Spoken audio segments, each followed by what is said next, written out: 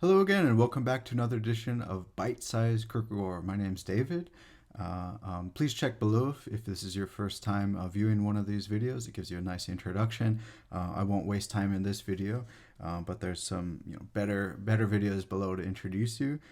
Just to get right down to business, here's today's postcard, or not postcard, but bookmark rather. And this looks like a pretty cool bookstore and cinema and coffee shop and everything. Richard Booth's bookshop in the UK. So apparently, my grandma did visit the UK and visited that bookstore, and probably bought something. So in any case, I'll have to go and visit. Next time I'm in the area. But yeah, that's it. That's the introduction for today. But today we have kind of a packed schedule, or it seems packed. It's four smaller sections inside the first part of either or. The first one is silhouettes. Second is the unhappiest one. The third is the first love, and the fourth is the rotation of crops. So, and I want to keep this small because I realized my previous video went very long. So I'm trying to tighten it up because this is supposed to be a bite-sized Kierkegaard after all. So I'm trying to keep it bite-sized. So we'll just launch right into it. This first part, silhouettes, is interesting. It is again about the inner versus the outer. The inner world versus the appearance, and there's a disconnect there, and also there's a difficulty trying to portray things artistically through that, by way of explaining that, Kierkegaard, I won't go into details, but Kierkegaard has three characters in mind again, very similar to what he did previously. One character is from a Goethe play Clavigo. Second one is from Don Giovanni, Mozart's Don Giovanni. And the third one is again from another Goethe play, Marguerite from Faust. And I won't go into details for all of these, but there's just, and the characters are a bit different in each case, but there is a difference versus what's going on in the deeper level versus the outside. And there were some interesting things. There were lots of things that I wish I could talk about and highlight. Lots of things that I mentioned that I saw as parallels with Kierkegaard's life. Because again, Kierkegaard was writing this in Berlin just after he broke off his engagement with Regine Olsen. And so I'm trying to highlight things that jump out that seem like Kierkegaard's talking about himself. And in one of these stories, in this Clavigo, this first one, there's a broken engagement story. Not coincidence, I don't think. And that's on page 154, very much like Kierkegaard's life.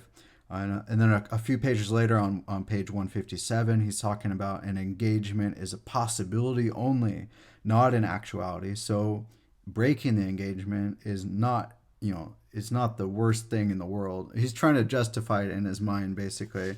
And he's also writing this for Regine, I think, so he's explaining himself through this, I believe, anyway.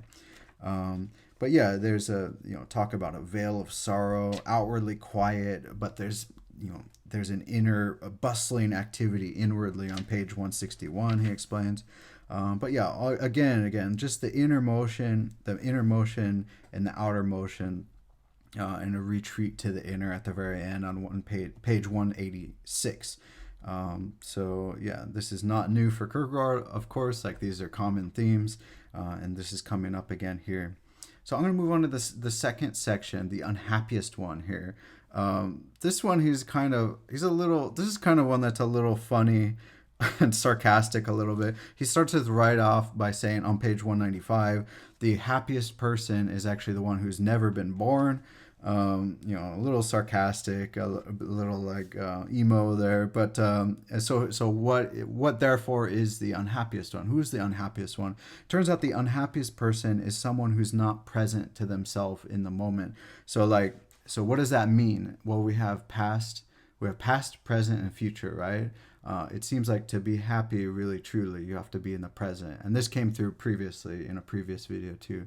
But it is possible to sort of live in the past and also live in anticipation for the future and the possibilities of the future. And just because of that, there's possibilities still in the future and looking forward to things. Because of that, Kierkegaard is saying, basically the unhappiest person is sort of trapped in the past, in their recollection. And there's some great quotes in here. Actually, rather, I'm jumping ahead to rotation of crops rather, but like there's common themes here.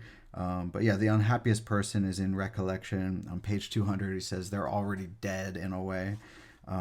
Very short, quick one. So moving on to the third one already. So okay, we're gonna make this bite size. The first love is the third one I'm gonna talk about. This is another. I felt like this is a real repeat of the Don Giovanni one, which I thought did it better. But basically saying on page 213, go and see The First Love. He's talking about another play, another opera he's seen. So he's really into this, you know. And I would think, just like I said before, I would think he'd be talking about films if it were today. He'd be saying, oh, if you want to know how this person's feeling, or look at their inner life, or look at the moment in the film when they're doing it. Like, I would think he'd be all over that. Anyway, speculation, and it is out of time, out of place. But yeah, there's an idea that also there's an allusion to. I'm sorry, I forgot to say that silhouettes was the talk the was a metaphor of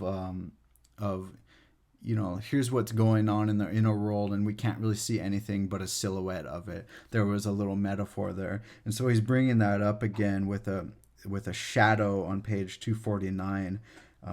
Nothing remains but the outline of the situation. It's like a shadow play, so you get little glimpses into their inner life and things like that. But really, to know what's going on, you can't read this essay. You need to see it, experience it.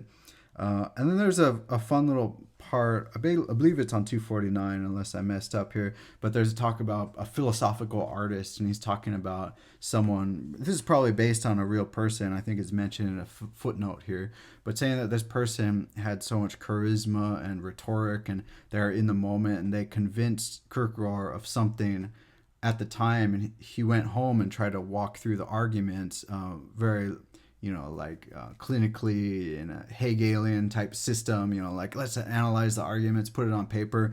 And he couldn't see how he was sold. There was something about the art of the persuasion.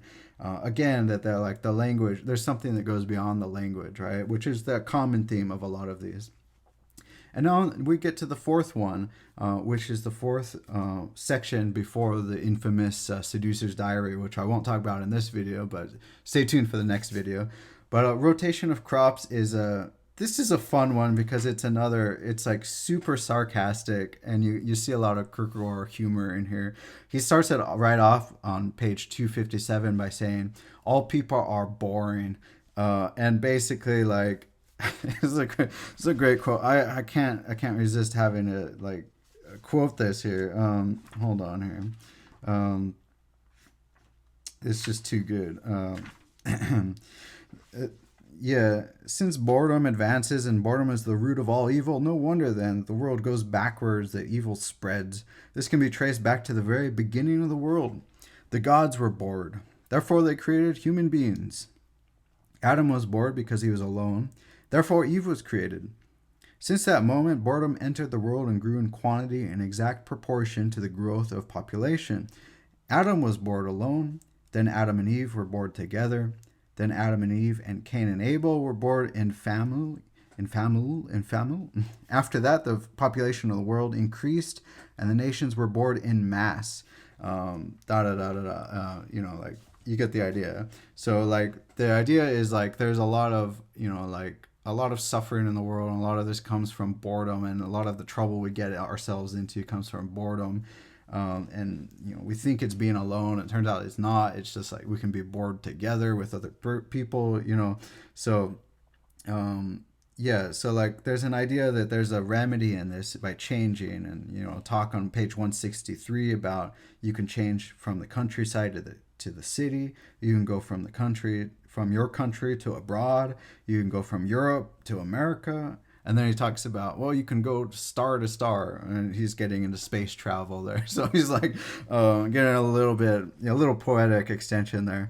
But there's some really great quotes here that I'll mention. Page 264, life moves through recollecting and forgetting, and we need to really properly control these. And that sounds very familiar to like Stoicism, very, very reminiscent.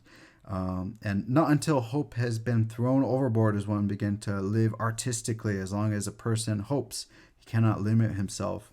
When an individual has perfected himself in the art of forgetting and the art of recollecting this way, he is then able to play shuttlecock with all existence. Like, this is the key to life. Like, if you can control your recollection and not be bummed out by the, like it was greater in the past and things like that.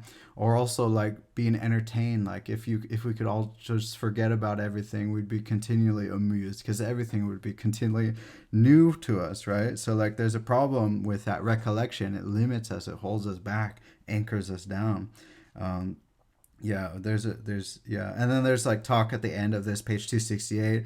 He's saying never marry and never go against, be careful about friendships, and basically the more of these you have in multiplicity, the less freedom you have, less freedom to try out these different things. Also some words about, I put it in my words about, don't be a cog in the machine. So don't take on a regular business job or what, like just don't be a cog. And then at the very end, kind of just randomly thrown in there, kind of just saying, kind of in the same spirit of things, that like, he was getting bored talking to this philosopher on page 270, and he started to look at the beads of sweat dripping down his nose, which is very familiar from, he already used this metaphor, or at least with the nose metaphor, or like a fly landing on a nose. He's like kind of obsessed with this, but I'm running out of time, so I'm going to just do this real quick. Page 270 rather. There was a man whose chatter I was obliged to listen to because of the circumstances. On every occasion he was ready with a little philosophical lecture that was extremely boring. On the verge of despair, I suddenly discovered that the man perspired exceptionally much when he spoke. This perspiration now absorbed my attention.